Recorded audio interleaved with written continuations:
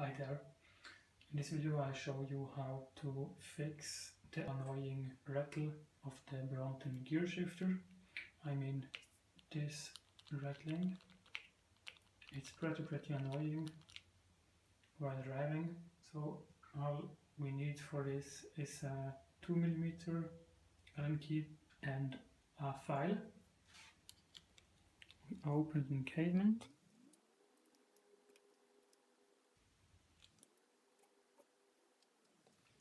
And watch out for the knot on the backside.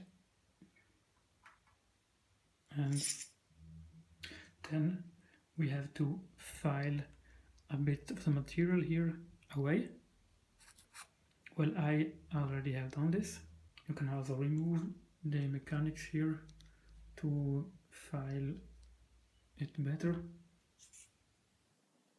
After the work's done, we'll replace the encasement.